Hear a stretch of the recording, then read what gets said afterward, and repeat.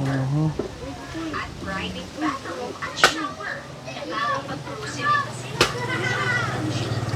Yung anak ni Lola namatay. Kausap natin.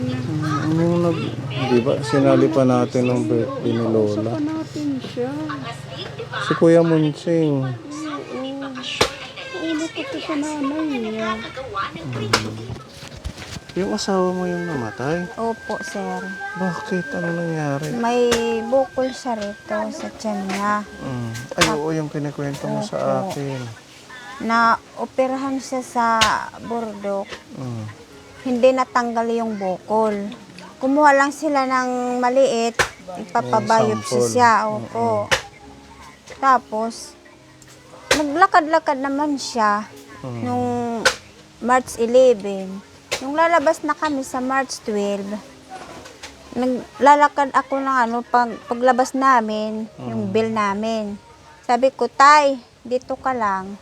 Punta ako sa sa baba. Lalakarin ko yung bill natin. Pag nag-uusap kami ni yung pinsan ko, may pumunta sa akin na babae, Nay, asawa mo yun, natumba sa CR.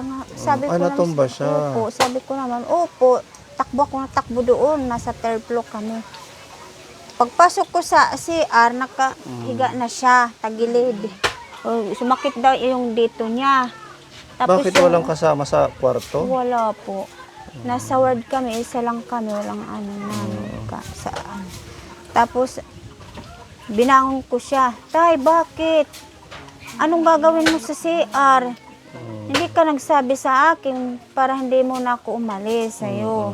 Sabi niya, ang sakit dito, tulungan niyo ako, sabi niya. Tapos mahirap na siya makahinga, oo, mahirap na.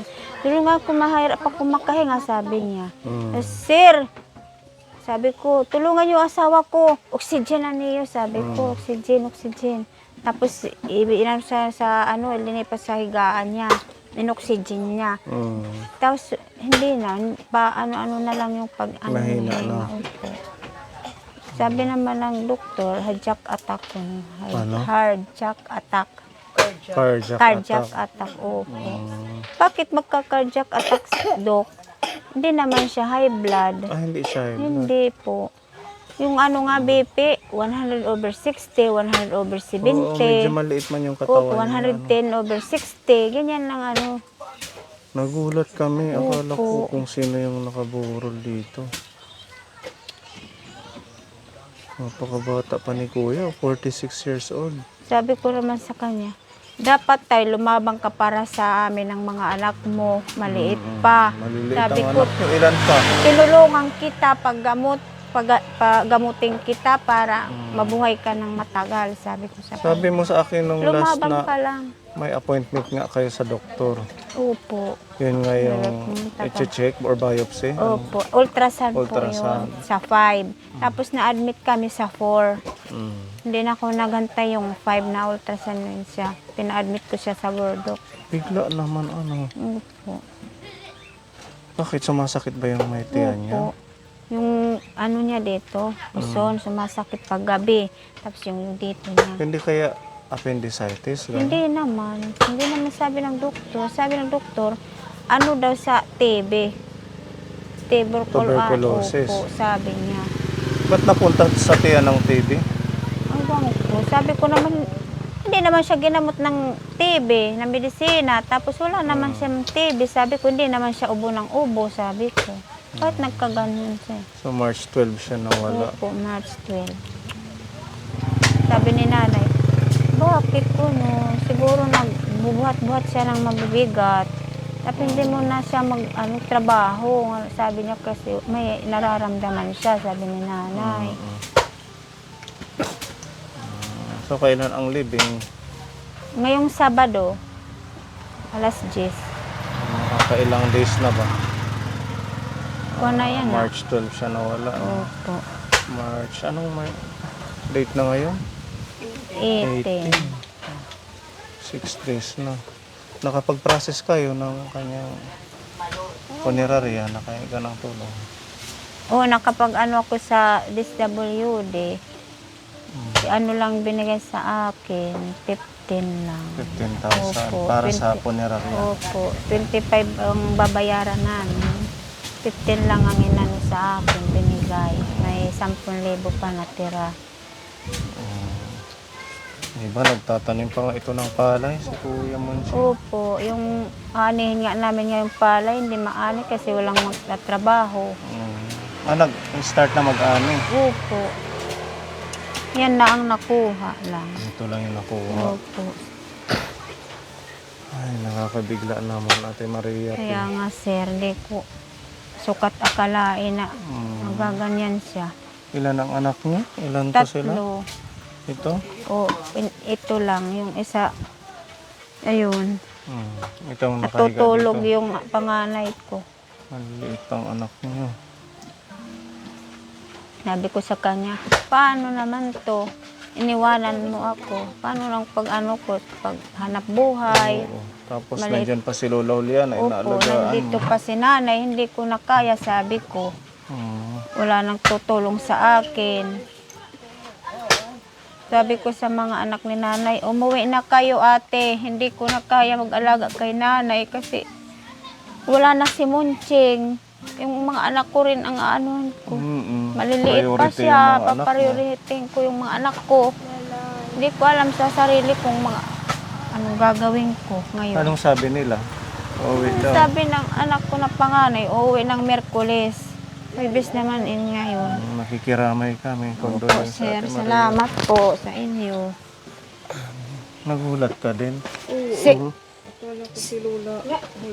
Oo. Kasi sabi ko, ba't may trapal dito sa harap ng bahay? Ang lakas pa nung kausap namin ng birthday ni Lola. O, di ba, sumama pa siya sa pagkanta ng happy Opo, birthday? pero mayroon na siya nararamdaman. Ah, Pag araw, maano lang siya. Ano ng kalabaw. Wala Hindi na nam- siya nagbubuhat nun. Hindi na. May talaga nararamdaman yun. Hindi lang niya inaano. Wala na si tatay. Na ano may hira? Wala. May isip na ito, di ba? Opo, wala umiyak lang sila. Yun din nga umuwi sa amin isang gabi.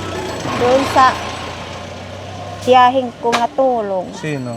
Si Rex. Ito. Opo. Anak mo rin to. Opo. Iyak nang iyak siya. Siguro hindi niya matanggap na wala na siyang tatay. Kaya yan pa naman ang ano ng tatay niya. Sabi ng tatay na, kaero ko no, yung anak ko kuno si Rex kasi pasaway siya. Wala nang kakampi raw sabi niya. Plano yan na itak pangintindi ta kabataan, bahala na lang itam kabubuasin kung mag-aano akin. Yada mahiguti niya nga igimbilin ham nga pagkaon, asya na daw May lain. isang palay sa inyo. Oo. Pero marami pang aanihin. Marami pa, Wala lang pero mag-aani. wala lang nag-aani. Sayang ano. Dudunot na lang. Pangiti-ngiti lang yun si Kuya Munching pag Opo. napunta tayo Parang dito. hindi mo alam na wala siyang mararamdaman. Oo, kasi lagi yan dito Ite, nakaupo. Pangiti Pagkadating lang kami. siya. Pag gabi talaga, pag inuurasan man niya, alas 9, kasakit na yung dito niya. Matagal na yung nararamdaman niya. Sabi niya, yung December pa raw. Nung last year lang. Opo, sabi niya. Pero di pa siguro yung malaki. Sabi ng doktor, malaki na, hindi na lang ganito. Malaki na talaga, mahaba. So yung sample, yung sinasabi mong laman na kinuha sa kanya, ibabiopsy sana. Opo, Dadalhin sa Tacloban. Tacloban. Kaso, Hindi na nadala. dapat dumiretso na lang kayo sa Tacloban. Hindi ko naman, sir, alam na hindi nila kaya dyan operahan. Sinabi ba sa inyo na hindi kayang operahan? Hindi. Inanuhan na lang siya. Inoperahan na lang siya. Hindi nagsabi sa akin na, Nay, kung sakali pag hindi namin kaya, ipapatransfer kayo sa Tacloban. Hindi naman nagsabi Hindi sa akin. nagsabi. Basta kinuha na lang siya. Yan na ng lang laman. nagsabi, nang tapos na. Tapos na sa operahan.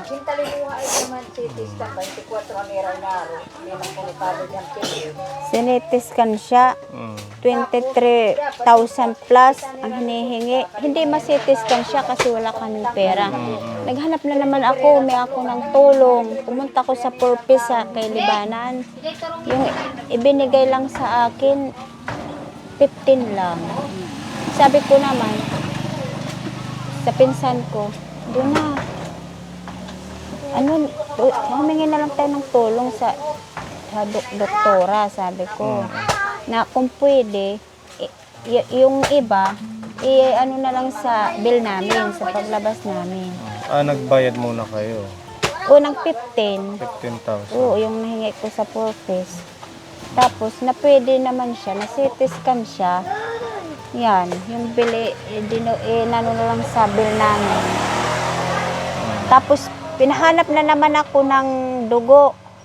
Oo, hindi naman, libre yung dugo. Yung screening, may bayad. 3,900. Yung screening, bayad. Hanap ako kung saan ako pupunta. Nangungutang. Sabi ko, bahala ng anak. Basta nga nagbubuligan ta ikaw, ano itak makaya. Mag-upay ka la. Imbis nagpapagamot, nagkaganito. Opo. Nakakabigla. Kapuhan si Kuya Munchi. Nakikiramay kami sa pamilya ninyo. Maraming salamat po sa inyo, sir. Sira naman la. Kasi bukas ay Friday. Opo. So, Sabado ang libing. Opo. Anong oras ang libing? Alas 10. Meron dito pinapabigay ang ating mga sponsor. Si Tita M. Meron siyang pinapaabot na tulong 1,000. Si Tita Pedi 1,000. Saka si Tita Bebelin 1,000 para magamit sa kakailanganin pa sa paglibing kay Kuya. Maraming salamat po sa inyo sa tumulong sa amin, si tita. Sino yun, sir? Sa mga titas. Sa mga titas. Maraming salamat po sa inyo sa nagbigay sa amin. Maraming salamat po. Malungkot si Kuya. Wala yung nagyaya tatay. Yak ngani na siyak ngani aka. Tigawas na good. Ba sir haros nga anak dismayo didto ka kakadalak nananag. Ikaw la. Hiya ko man la nananaghum nga anak didto. Sige ra Lalamig ka. Opo, tawag-tawag ko anak kapapturan kanda nanay nga. Pero kung Kadi- may naman lahat upo Asi. niya. May niya kasama ano. May kasama ka doon na Posible pa hiya kuan may lang iwan ko. doon sa kanya na kasama sa pagsisiya. Oo. Ang naging ano pa, walang kasama si Kuya sa ward. Mag-isa lang. So, Isa lang. walang nakakita kung paano siya na tumba sa siya. Siguro narinig na lang ng babae na Lumagabog oo. sa siya. Tapos sumisigaw. Pinuntahan siguro. In-nurse kaya yung na- nagsabi. Hindi. Yung katapat bantay namin, na pasyente rin. Ano sa akin sabi. Hindi ko sukat akalain kakaganyan siya. Malakas siya, naglalakad-lakad na yun. Pupunta sa bintana, tumitingin sa mga sasakyan. Sabi na cardiac. Cardiac attack. Cardiac attack, Sabi niya, kasi cardiac natumba na siya. Hindi nila alam komplikasyon na yun sa operasyon nila. Kasi binuksan yung tiyan. Opo. Tapos Hindi naman kung nat-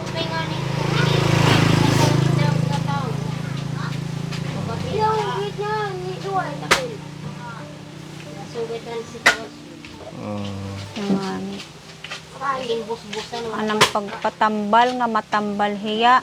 Gimbus-busan dida. Ginoperahan hiya didahan. Burungan doctors, burdok. I-transfer na lang nga Tacloban. Diri na hira mag-aabre. Sabi ko, pinirahan lang kayo. bakit? Nagbayad pa kayo? Yung bill namin malaki. Magkano? Megit 100 plus. Opo. Paano na ilabas? 137 plus. Inano ng pinsan ko kasi nandiyan yan sa billing ng trabaho. Inako na lang siya para makalabas lang siya. Napatay na siya, nalalabas. So, hindi nila pwedeng ilabas? Na, Hindi. kahit patay na? Oo. Pag hindi mo bayaran. Yung 100,000 plus? Oo. Kaya inano na lang ng pinsan, 137 plus. 137,000. Inano na lang ng anak. Ilang araw yun? Pati kami ka 4, 4 hanggang 13. 12. 12. Matagal, mga 1 week. Ano, One mahigit. week. Kasi kinuha na litan doon, nahan niya punta. Buti meron kang kamag-anak na nasa Kasi bilin. nga, malaking Nailabas. tulong sa amin yan na may pinsan ako na nagtatrabaho dyan sa Burdo. Mm-mm. Siya ang tumulong sa akin sa pag-ano ng mga papel, lakad-lakad kung saan ako pupunta.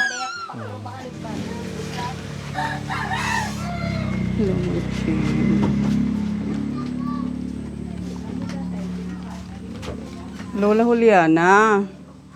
Maupay. Ay! Light. Lola. Oo, edi sir po ning Ate Ruby, Ate B. Sir. Timunjang namatay. Oo, nakakalungkot na balita. Ano nga ito may tiraha at Tacloban. Nakakabigla. Magbibisita lang kami sana sa iyo. Nakita namin yung anak mo si Munching, wala na pala siya. Kumakanta pa lang yun ng happy birthday na sa iyo. Kasama pa natin sa pagkakanta at pang-birthday sa iyo si Munching. Yun na... kaya irabang tao. Para pagperdon na sakit. Nakakalungkot na balita. Bibi ko na ganira, sir. Oo. Kumusta Lula? Kumusta ang pakiramdam mo? Ay basta na magkaginawa na kimarong patay na pesta. Oo. Kaya malasan tao. Kaya may oro na rin siya. Lula, may ipinabibigay na pagmamahal si Ayiya Hawaii. Salamat. Ito po, 1,500 po. Salamat, makakapalit natin suraan na. Salamat, maraming salamat. Salamat. Opo, you're welcome po. Lula, magpagaling po kayo. Hindi pa, kaya mga sponsor na kawara na lang. Hindi na ko ibalik gasto nila. Bibi, pagkato pa sa globan, ginoo ko. Huwag masyadong dibdibin, Lula, ha? Ganyan lang ang buhay. Hindi natin alam kung sino yung mauuna. Magdasal lang tayo at magpasalamat sa araw-araw na biyaya ng Diyos. Sige po, Lola. Bili ka na lang po. Magpabili na lang po kayo ng gatas dito sa bigay ni Ayiya Hawaii. Gatas, ulam. Magpabili na lang po kayo. Ito't Belkadora ko. Opo. Sige po. Sa mga anak ni Nanay Juliana, umuwi na kayo.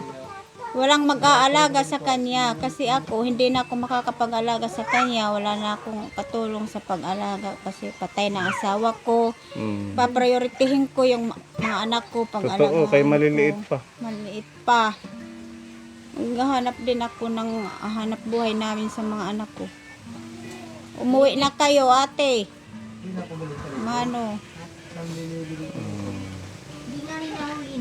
Ganun na lang para Kaya sila na yung mag-alaga. mag-intindi dito kay Lola. Nangangagat na siya. Kinagat ka? Upo dito. Kailan? Nung, 3 araw na yata ngayon. Bakit ka naman kinagat? Di ba wala na siyang ngipin? Mayroon pa siyang ngipin. Mer- Tulis pa nga. Buti hindi dumugo. Sabi ng dito mga tao. May rabies daw yung tao rin. Hindi lang yung aso, hindi lang pusa. Mag-ingat ka. Yung panawagan ni Ate Maria sa mga anak ni Lola. Uwian nyo na para makapag-focus naman siya sa pamilya niya, sa mga bata. Naiwang anak ni Kuya Munching. O sige ha, kondolin sa inyo. Kuya, kondolin sa pamilya Salamat, ninyo. sir. Ate Ruben, maraming salamat sa inyo sa pagpunta nyo dito. Alas 10 yung libing, Sabado. Ng umaga. Ito na po